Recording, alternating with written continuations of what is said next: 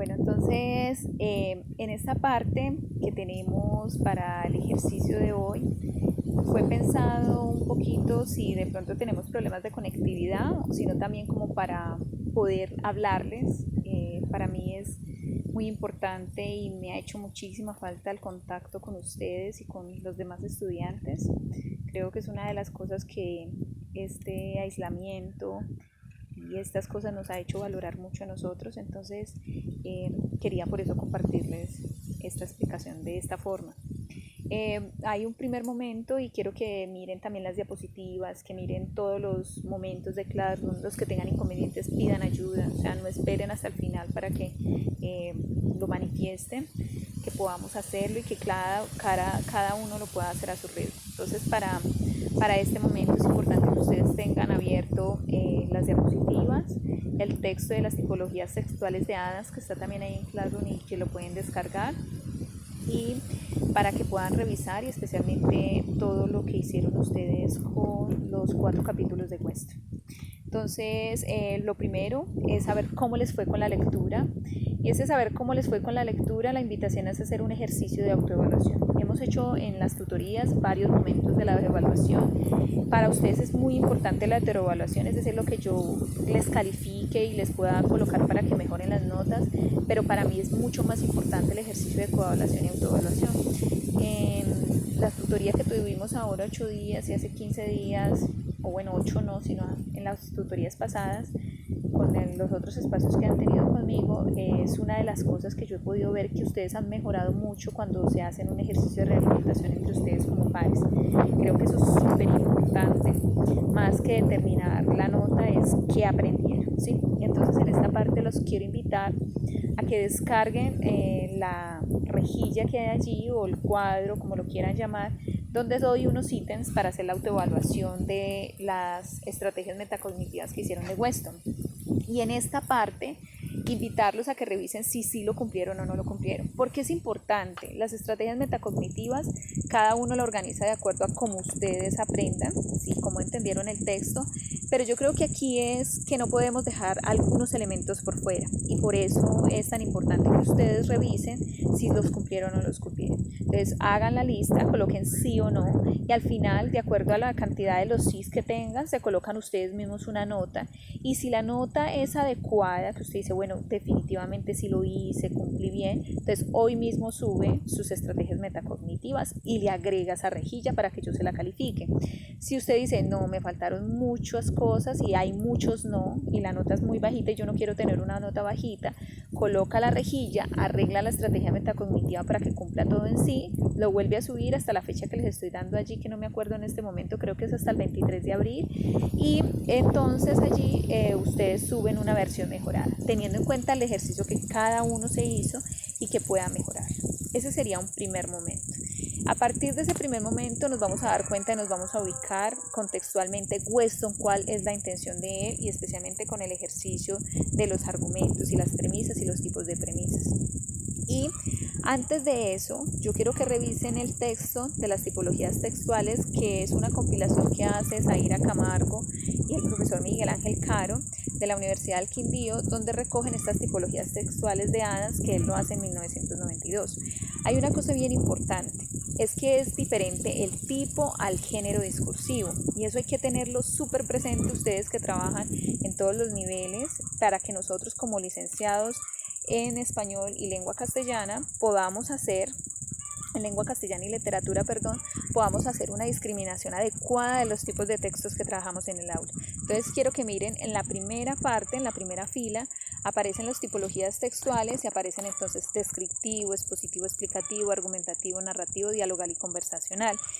Ahí de pronto a lo que le faltaría un poquito son un poco los textos multimodales, que son los textos que tienen varios canales de recepción, por ejemplo el de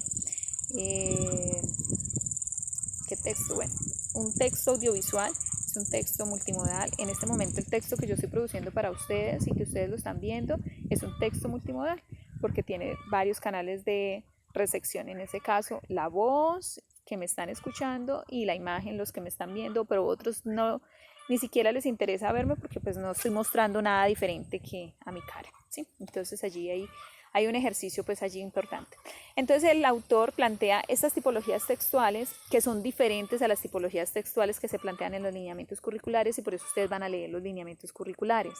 Para nosotros enseñar en Colombia tenemos que tener esa fundamentación de qué piden los lineamientos, porque eso está ligado a lo que nos van a preguntar en las pruebas a ver y con lo que el ministerio está regulando este ejercicio. Pero también hay que reconocer otros autores en relación a esa tipología textual. Entonces él nos presenta esos tipos de textos. Pero los tipos de textos tienen una representación, especialmente se dan esas representaciones con los géneros discursivos. Es decir, cuando yo trabajo un tipo de texto, se me está presentando una estructura, una intención comunicativa. En el caso del texto que vamos a trabajar hoy, la intención comunicativa está relacionada con los argumentos, de qué tratan de convencer, qué piensan y qué es lo que usted quiere convencer a alguien sobre algo, ¿sí? Es decir, un punto de vista. Esto es un poco de argumentación y está relacionado con toda esa parte que tiene que ver con el ejercicio que tiene que ser de convencer al otro. Pero hay unas formas que es en las que se representan esos textos, y esas formas en las que se representan los textos entonces se llaman los géneros discursivos. Es decir, usted argumenta con muchísimas estrategias discursivas, y una de esas estrategias discursivas está relacionada con los géneros. Y quiero que miren la tercera fila o la segunda fila en el caso de que no tengan en cuenta los títulos, y en esa segunda fila se dicen, por ejemplo, cuáles son los textos que pueden trabajar con relación a la argumentación.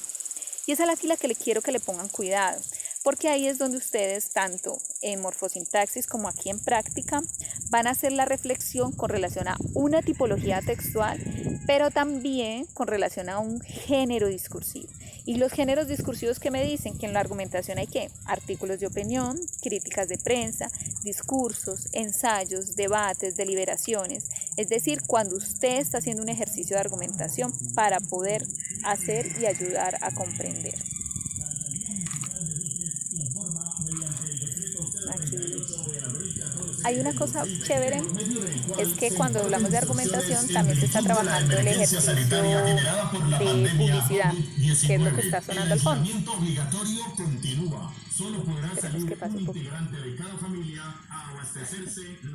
Cuando tiene que verse con la publicidad, pues que estamos enfrentados todo el tiempo, todo el mercadeo, están relacionándose con toda la parte de argumentación, es decir, cómo nos convencen de, en ese caso, de quedarnos en la casa, de poder aceptar una publicidad que nos están dando, nos están convenciendo, o de vendernos una idea o un producto, ¿sí? Como que para que lo tengamos en cuenta allí. Entonces, para eso se les quería compartir el texto de Adams, que está en el libro de los profes de la Universidad del Quindío, donde ellos compilan este ejercicio y lo que hacen es presentar estas categorías. Las otras cosas, por ejemplo, la intención comunicativa, todas las otras cosas, para este ejercicio que vamos a hacer hoy no es importante, pero este texto que les comparto sí es importante para otras asignaturas y otros cursos. Entonces, solamente quería que miraran y le pusieran atención a lo que dice géneros discursivos.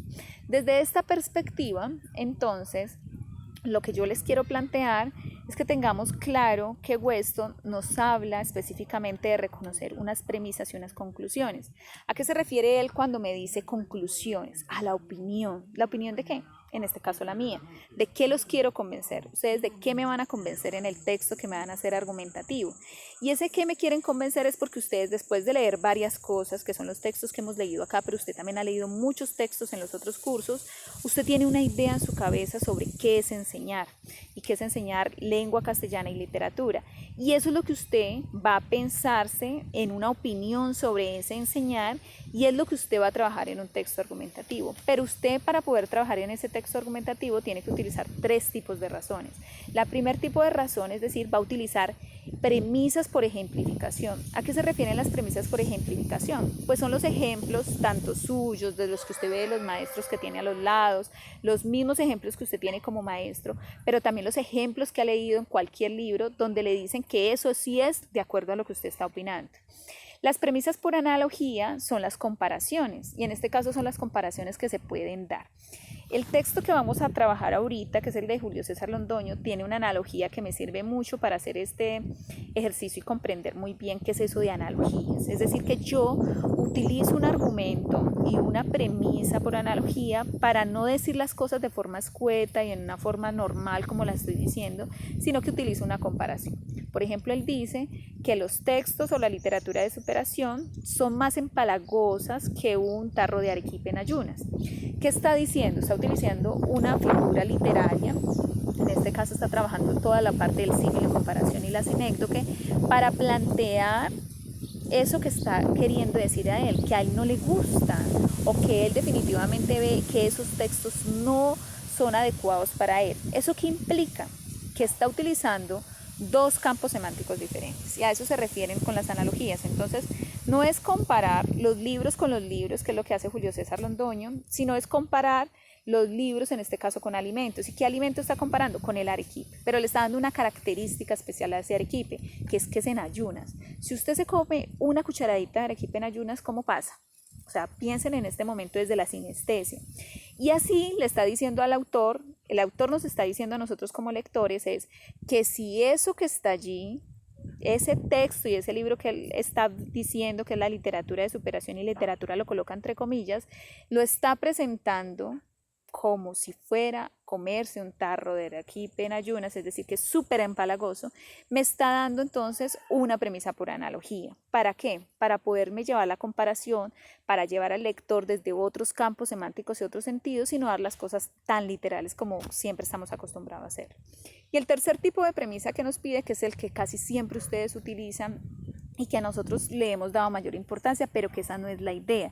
En el ensayo le vamos a dar las tres importancias, es decir, que sea muy equilibrado, que no tengamos solo citas y citas de otros autores cuando ni siquiera está la opinión de ustedes. Y las premisas por autoridad son eso, citas. Por eso ustedes esta semana tenían la tarea de revisar el texto que ya leyeron con relación a todo lo que nos estaba planteando Barrigas Díaz, y Díaz Barriga, perdón, y donde ustedes señalaban cositas que para ustedes fueron importantes. Pero todos los libros que ustedes han leído, ustedes han señalado cositas y dicen, ¡ay, tan bonita esta parte! Esas son las citas de autoridad. ¿Para qué se utilizan esas citas de autoridad o esas premisas por autoridad? Para reforzar lo que yo estoy diciendo. Entonces, por ejemplo, yo creo y soy segura de que nosotros tenemos que innovar en educación y que tenemos que generar nuevas cosas y cosas diferentes, que en este momento no sabría en esta situación qué se me podría ocurrir, no tengo ni idea, y es una de las cosas que me tiene pensando como maestra en estos días, porque hay que resolver esta situación coyuntural. Y podría citar algo de lo que hizo el maestro Ciruela. Entonces, eso cuando yo estoy diciéndolo es porque el maestro Ciruela fue capaz de hacer un montón de cosas en unas situaciones contextuales adversas, las directivas en contra, todo un montón de cosas. Eso me sirve a mí como una premisa por autoridad, para justificar ¿qué? Lo que yo pienso. Entonces, cuando elaboramos un texto argumentativo, lo elaboramos y la idea es pensarlo en estos tres tipos de premisas para que sea equilibrado el ejercicio de argumentación. Doy mi opinión y mi opinión la respaldo con estos tres tipos de premisas, que esa es la intención de lo que ustedes van a hacer. Por eso el último texto y una de las cosas y de las tareas que tenemos para hoy es elaborar una rejilla de planificación textual.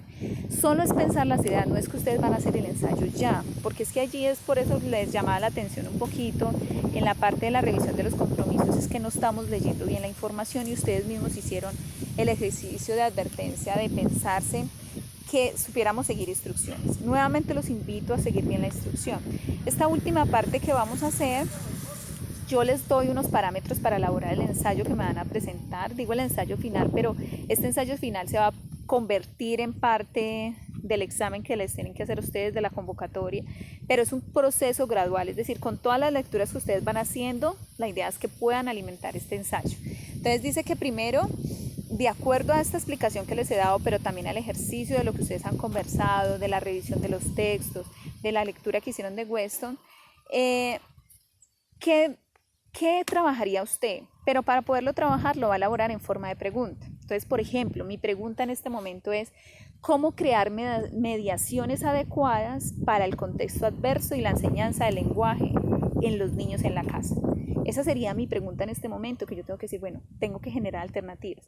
Y voy a pensarme alguna respuesta. Entonces yo diría, podría pensarme en unas mediaciones más humanas, más sanadoras y más de acercamiento por el otro. Eso que yo estoy dando como respuesta lo voy a colocar en rojo y lo voy a colocar como mi opinión o mi tesis del ensayo.